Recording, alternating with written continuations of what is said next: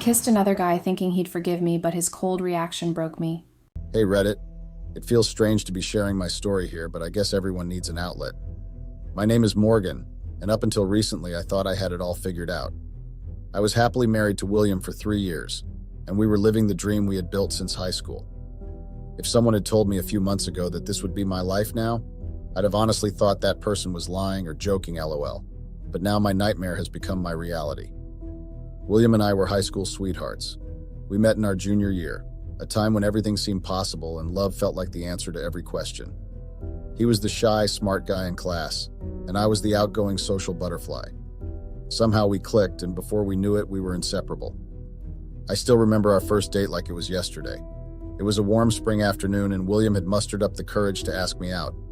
He was so nervous, stumbling over his words as he invited me to a local diner for milkshakes. I said yes without hesitation, my heart fluttering with excitement. That first date was magical. We sat in a cozy corner booth, sipping on our milkshakes and talking for hours. William was a great listener, and he made me laugh like no one else could. We talked about everything and nothing, sharing our hopes, our dreams, and our fears. As the sun began to set, we reluctantly left the diner, neither of us wanting the night to end. We walked hand in hand through the park, the world around us fading into the background as we lost ourselves in each other's company. It was then, under the starlit sky, that I knew I had found someone special. William and I were eager to spend more time together. We had quickly become each other's best friend and confidant, and our second date was just as memorable as the first. A few days after our first date, William surprised me by showing up at my doorstep with a picnic basket in hand. He had planned a romantic picnic in the park, complete with sandwiches, fruit, and my favorite chocolate chip cookies. It was such a thoughtful gesture, and I couldn't help but smile as we walked to the park hand in hand. We found a secluded spot under a large oak tree and spread out a blanket. The weather was perfect, with the sun shining brightly overhead and a gentle breeze rustling the leaves. We talked and laughed, sharing stories about our childhoods, our dreams for the future, and everything in between. As we sat there enjoying each other's company, I felt a sense of peace and contentment wash over me. It was at that moment that I knew William was someone special, someone I wanted to spend the rest of my life with. After we finished our picnic, we took a stroll through the park, exploring the winding paths and enjoying the beauty of nature. We came across a pond with a small dock, and William suggested we sit and watch the sunset. It was a perfect end to a perfect day, and as we sat there, watching the sky turn shades of orange and pink, I felt grateful to have William by my side.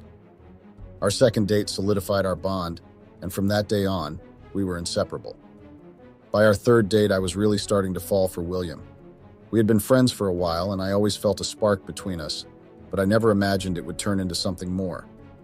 As we sat in the cozy little cafe sipping our coffees, William looked at me with those kind eyes of his and asked me to be his girlfriend.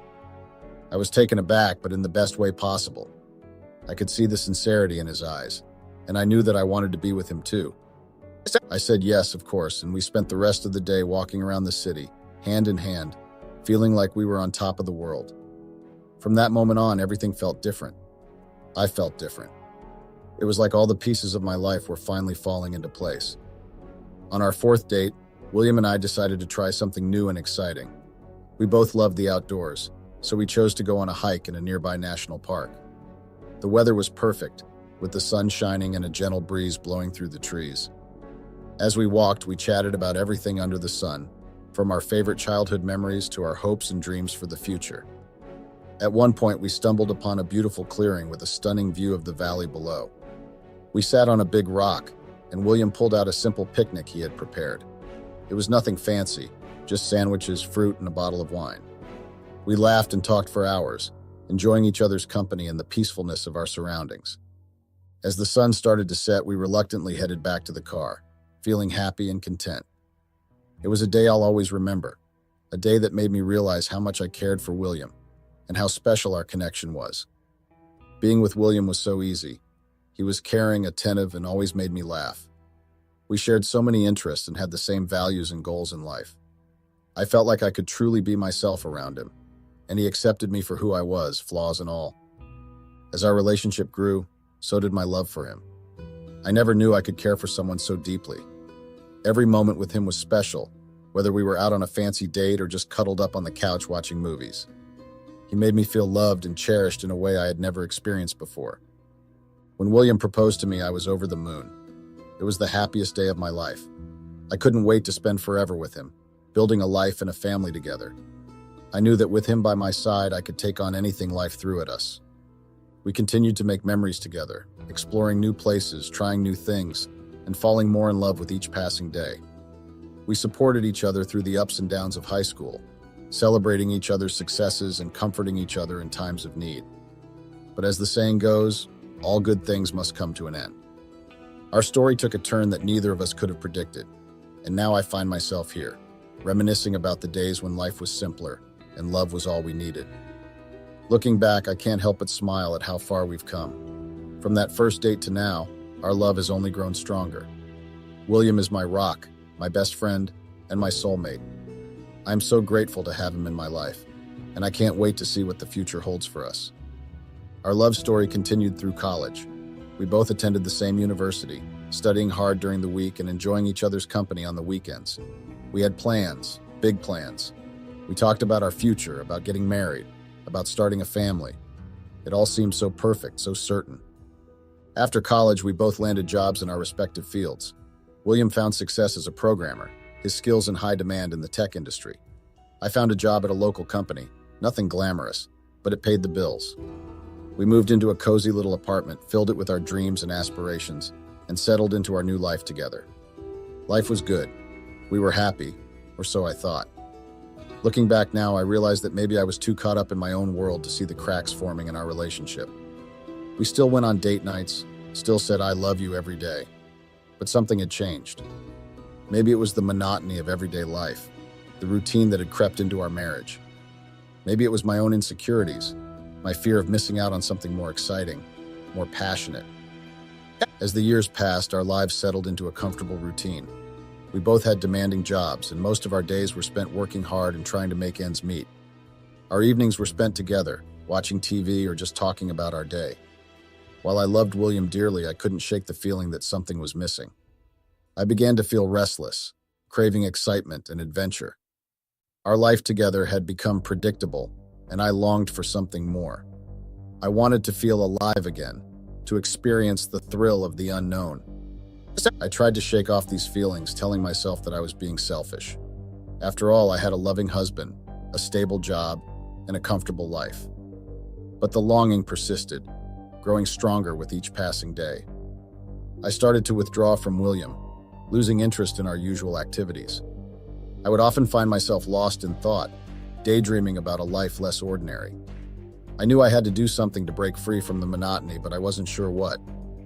As the days passed, my thoughts became consumed with fantasies of what it would be like to cheat on William. I knew it was wrong, but the idea of something spontaneous and exciting was too tempting to resist. I even toyed with the idea of suggesting an open relationship, but deep down, I knew William would never agree to such a thing. I yearned for a taste of the forbidden, something to break up the monotony of our day-to-day life. The thought of being with someone else, even just for a moment, filled me with a sense of exhilaration I hadn't felt in years. I knew I was playing with fire, but I couldn't help myself. The thrill of the unknown called to me, whispering promises of excitement and passion. I tried to push these thoughts aside, to focus on my marriage and the life I had built with William. But the desire for something more lingered, growing stronger with each passing day. It was a challenging time in my marriage with William.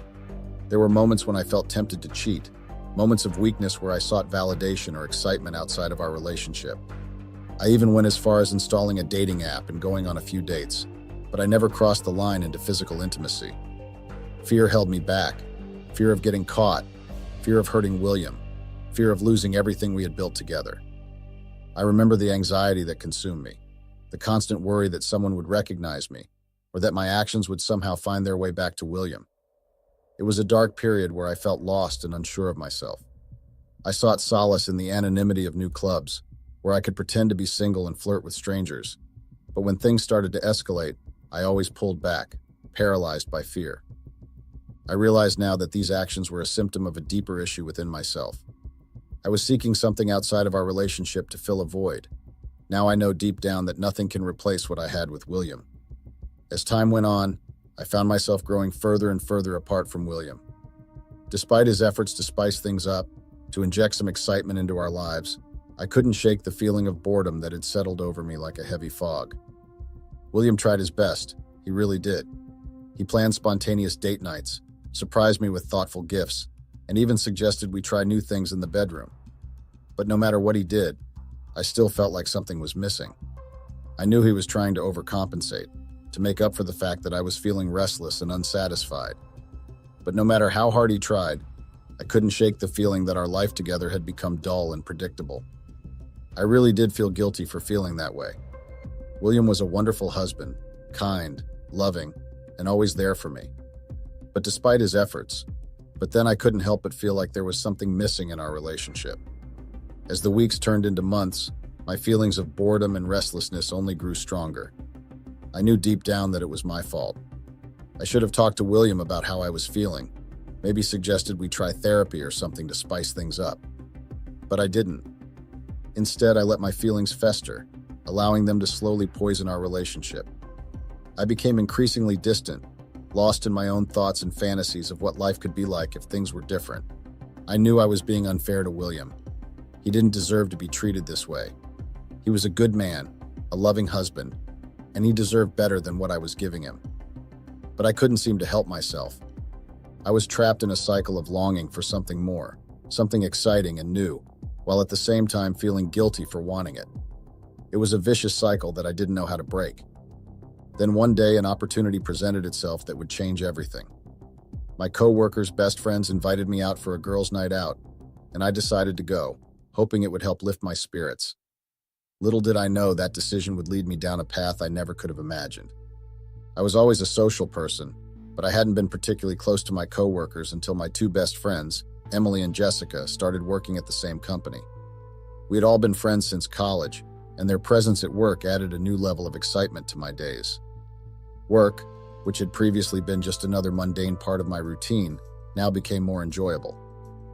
As the weekend approached, Emily and Jessica suggested a girls' night out with our other close friends from college and high school.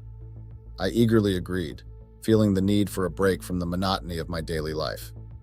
I hadn't gone out with my friends in a while, and the prospect of a fun night out lifted my spirits. I shared the plan with William, who understood my need for some time away and encouraged me to go and have a good time. When the weekend approached, I was thrilled at the prospect of a night out with my friends. It had been ages since we had done something together.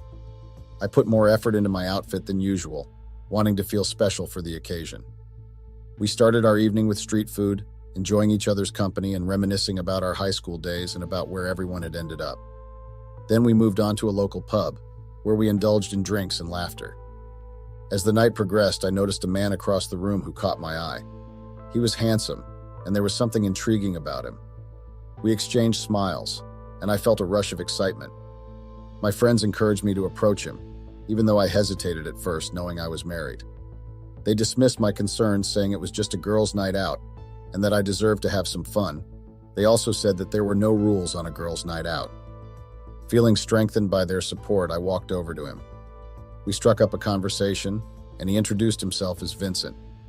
He was charming and easy to talk to, and soon we were laughing and enjoying each other's company. Vincent joined our group, and we continued to have a great time together. As the evening wore on and the drinks flowed, we all started getting bolder and bolder. I found myself drawn to Vincent, and we started making out, and in that moment, I felt a thrill I hadn't experienced in a long time. The idea of doing something spontaneous and exciting appealed to me, and I let myself get swept up in the moment. Vincent suggested we go back to his apartment, and without much hesitation, I agreed. My friend cheered me on and encouraged me and even said they would help cover me if needed. I should have known that was a lie. When I look back, I deeply regret the choices I made that night. Under the influence of alcohol, I let my guard down and ended up making a mistake that would change everything. I went back to Vincent's apartment, and in a moment of weakness, I cheated on my husband. We had sex, and for a while, I allowed myself to forget about everything else. We even watched a movie together, and in that moment, it felt like I was single again, with no responsibilities or worries. I was so caught up in the moment that I forgot to send a text to my husband, letting him know I wouldn't be coming home and that I would be staying with a friend. It was a selfish act, driven by the desire for excitement and spontaneity. but one that I would come to deeply regret. The next morning, reality hit me like a ton of bricks. I had done something terribly wrong. I had cheated on my husband. The guilt, disgust, and despair overwhelmed me. I gathered my things and left Vincent's apartment feeling ashamed and broken. As I made my way home, a wave of anxiety washed over me. How could I face my husband after what I had done? When I arrived home, my husband expressed surprise that I hadn't called or texted him the night before, as I had promised. I lied, telling him I had stayed with a friend because I was too drunk to drive. He seemed to buy my story and asked about my night. I lied again, saying it was great and that I had missed him and our friends. The guilt of lying to him weighed heavily on me, but I was too confused and scared to tell him the truth. I felt trapped, unsure whether to confess and risk losing him or keep quiet and hope it would all go away. In the end, I chose to bury the truth, hoping to move on and pretend it never happened. I tried to carry on with life as usual, but the guilt weighed heavily on me, especially when my husband was so loving and kind to me. Returning to work, I noticed my friends acting a bit strange, but I chalked it up to the embarrassing antics of the night before. With everything on my mind, I didn't dwell on it too much. However, as I reflected on my friends' behavior, I began to see red flags. What kind of friends would encourage me to cheat on my husband? I started to question their loyalty and the influence they had on me. The guilt and shame of my actions began to consume me, and I realized that living a lie was very hard. It felt like I was caught between a rock and a hard place. I didn't want to lie to my husband, but I also didn't want to lose him. So I tried to carry on with the guilt, hoping it would eventually fade away. I started being extremely kind to him, trying to overcompensate for my actions. However, it seemed like the more I tried, the more distant he became. No matter how much I tried to be close to him, I couldn't shake the feeling that he was slipping away. I no longer felt that thirst and hunger for spontaneity like I did before. It was as if my life had returned to normal, and the excitement I once craved had dissipated. My friends, who had been so close to me before, now seemed distant, as if they were keeping something from me. Even my husband, who I tried so hard to be close to, was distant. No matter how much I tried to shake things up, to inject some excitement back into my life, he only grew more and more distant. I found myself longing for the days when everything was new and exciting. I missed the thrill of trying something new, of stepping out of my comfort zone. But now, everything felt stale and repetitive. I tried to talk to my friends about it, to recapture some of that old magic, but they didn't seem interested. It was as if they had moved on, leaving me behind. My relationship with my husband suffered the most. We used to be so close, but now there was a distance between us that I couldn't seem to bridge. I tried to be more affectionate, more attentive, but it seemed like nothing I did could bring us back together. He was always busy with work or with his own thoughts, and I felt like I was losing him. I started to question everything. Had I made a mistake? Was I destined to live a life of mediocrity, always longing for something more but never quite reaching it? I knew I had to do something, but I didn't know what. My life had become a cycle of work, home, sleep, repeat, and I felt trapped in it. I missed my husband. I missed our close bond, but I couldn't figure out what was bothering him. I tried to bury the guilt, to pretend like it never happened, but the truth has a way of coming out. One night, a few weeks ago, my husband surprised me by making a reservation at a restaurant. He said he felt that things had been a little rigid between us lately, and that he thought going out would help us reconnect. I was excited because it had been a while since we had done something like that together. I had work that day, so I told him I would come back from work, and then we could go out for dinner. When I got to work that day, there were some red flags that I should have noticed, but I was too caught up in my routine to pay attention. My friends, who had been distant with me, approached me and started chatting during lunchtime. We talked for a while and they asked me about my husband. I told them he was fine and they seemed surprised. They asked me if we were still together, and I asked them what they meant by that. They said nothing and that they were just genuinely asking. I felt like that was a bit weird, but I didn't think much of it.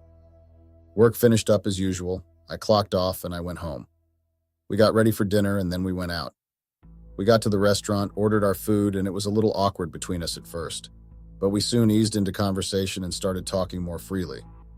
We talked about how we had been so busy these past few weeks, and how we had been distant with each other. We talked about a lot of stuff, and then at one point my husband asked me if I had anything to tell him. Looking back now, I realized that was his way of giving me a chance to come clean. But at that moment, I didn't have the courage. I hesitated, then told him no. I didn't have anything to tell him. He seemed okay with that, a little surprised and hurt perhaps, but we continued on with our dinner.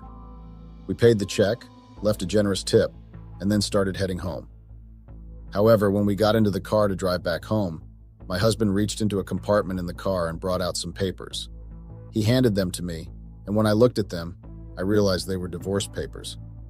My heart sank and I felt a wave of emotions wash over me. I was horrified and my hands started trembling as I stared at the divorce papers in disbelief. Why was this happening? The only explanation that came to mind was the fact that I cheated. But how had he found out? As I looked at my husband, his once cheerful expression was now replaced by a mix of hurt and betrayal.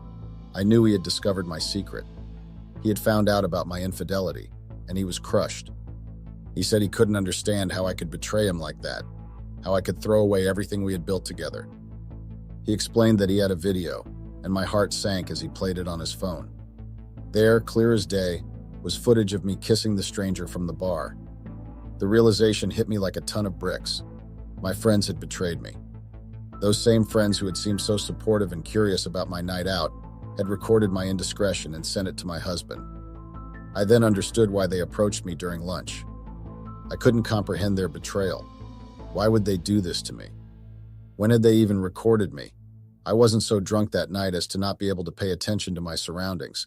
So how had my friends been able to record me without me knowing? Had I been that distracted? No. My husband then, as I confirmed that they had sent it to him that very night, and he had been giving me a chance to confess. He said he waited and gave me time, but I just clamped up and never admitted it. He said he had decided to end our marriage. I felt numb, the weight of my actions crashing down on me. I had destroyed my marriage, hurt the person I loved most in the world, all for a fleeting moment of excitement. My husband said that he was angry, he was betrayed, but that one thing he was not was cruel. He told me that he would give me 10 minutes to get my things out of his house. He said that he had sent a message to my brother before we went out for dinner to come over and help me get my things, and that he had already sent over the video to my parents and siblings and explained everything. He said that my brother would most likely have already been waiting for us at the house, or would arrive in a matter of minutes by the time we would reach the house. It was as if it was all a joke. It was as if everything was just glossing over me. I didn't even know how to react. I cried and begged, but my husband wouldn't even bother listening to me. He just told me to be quiet and let him drive.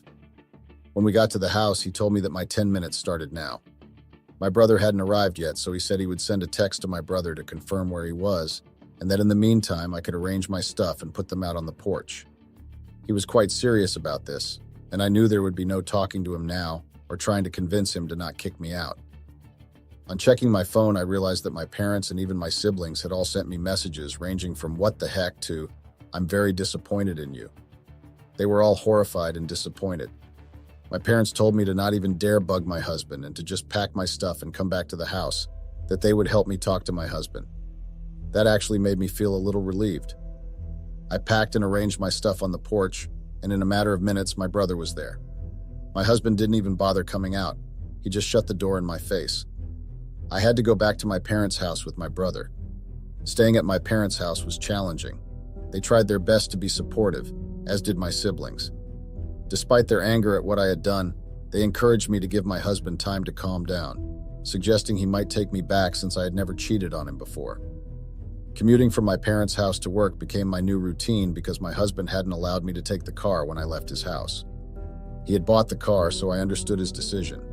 Additionally, he had cleared out our joint account, leaving me with practically nothing. While the money was his, this sudden lack of financial independence hit me hard, highlighting how much I depended on him. Unfortunately, bad news spreads faster than good news, and soon everyone at work knew that my husband had kicked me out of the house. It was during this time that I saw the true nature of my so-called friends. They were heartless, mocking my situation with indirect comments, making an already difficult time even more unbearable. About a week after moving back in with my parents, I decided to resign from my job. Before leaving, however, I reported the situation to the Human Resources Office, HRO. I didn't have high hopes that they could intervene, considering the whole thing happened outside of work hours and the comments my friends made were indirect ones, but I felt compelled to speak up before resigning. To my surprise, my boss was understanding of my situation. Instead of the usual 2-week notice, he allowed me to leave immediately. This gesture of empathy was a small comfort during this challenging time. Now, back at my parents' house without a job, I felt a deep sense of sadness and uncertainty. At times, I even feared sinking into depression. My husband had made sure I didn't forget to take the divorce papers, but I refused to sign them. My parents advised me to hold off, as there was a chance my husband might reconsider. Despite his silence, I held on to hope that we could work things out. Seeking a fresh start, I began searching for remote job opportunities. The idea of working from home appealed to me, as I was honestly tired of socializing after the whole betrayal shit my so-called friends pulled on me. If only I hadn't gone out with them that fateful night, perhaps none of this wouldn't have happened. During this time, my mother-in-law reached out to me. She was really disappointed in what I had done, but well, I was desperate, so I lied to her, saying I was drunk when that happened and wouldn't have cheated if I was sober. She seemed to kind of get it. She said she would help me talk to my husband, which gave me some hope. I thought maybe the pressure from my husband's mom and my parents might make him change his mind. A few weeks later, my parents decided it was time to intervene. My mother-in-law couldn't come, but she said she would message my husband and try to persuade him to forgive me. We went to my husband's house hoping to talk things out. He hadn't been communicating with any of us and had even blocked us, but we were banking on the fact that he was a programmer, and so he majorly worked from home. Thankfully, he was there, and he let us in. He offered us drinks, which seemed like a good sign, but he still didn't want to reconcile. My parents tried to talk to him about forgiveness and how what I did was wrong. He listened, but he made it clear that forgiving me wasn't something he was considering. He said even if he did forgive me, he could never forget what happened, and that it might be better for us to separate. He insisted that the best thing I could do was to sign the divorce papers to make things easier for both of us. He told me that no matter how I felt, cheating was inexcusable, and every action had consequences. I was devastated. I started crying, hoping my tears would move him, but he seemed unmoved. He expressed disappointment that I had involved his mom, saying it made him question his relationship with her. He also pointed out that I wasn't so drunk that I didn't know what I was doing, and he thought it was foolish of me not to notice my friends recording the incident. Before we left, he reiterated that signing the divorce papers would be the best thing for both of us to move on. It was a moment of clarity and like a wake-up call for me, a realization that hit me like a ton of bricks. I had to let William go. I had caused him immense pain, and there was no way to undo the damage I had done.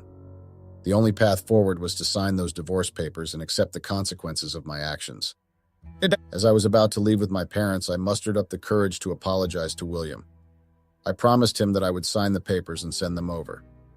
His surprise at my sudden change in attitude was palpable, but there was also a sense of relief in his demeanor. He thanked me, and as I walked away, I felt a weight lift off my shoulders. Returning home, I knew I had to come to terms with the reality of the situation. William was not going to take me back, and clinging to false hope would only prolong our pain. I explained to my parents that it was time to let him go, that dragging out the process would only be a waste of everyone's time. William had always been a caring and loving partner, but he could also be incredibly stubborn, especially when it came to matters of principle. I knew that once he had made up his mind, there was no changing it. So I made the decision to sign the divorce papers and deliver them to him myself. Standing on his doorstep, I felt a mix of emotions, regret, sadness, but also a strange sense of acceptance. I handed him the papers, thanked him for everything, and reiterated my apologies. There were no tears, no pleading. I knew it was over and I had to accept it. Now, I wait for the court date, knowing that my chances of a favorable outcome are slim. The video evidence of my infidelity is damning, and my brother, who is a lawyer, has told me that my case is not strong. My brother cannot represent me because conflict of interest and, well, he doesn't really specialize in divorce. But even so, I am grateful that William's terms in the divorce papers are not too harsh. I will not be left with nothing. At this point, all I can do is accept the consequences of my actions and move forward. I have learned a hard lesson, one that will stay with me for the rest of my life. I can only hope that one day, I will be able to forgive myself for the pain I have caused. And so here I am, pouring my heart out to strangers on the internet, hoping that maybe, just maybe, my story can serve as a cautionary tale. Don't take your loved ones for granted. Cherish every moment you have together because you never know when it might be taken away from you.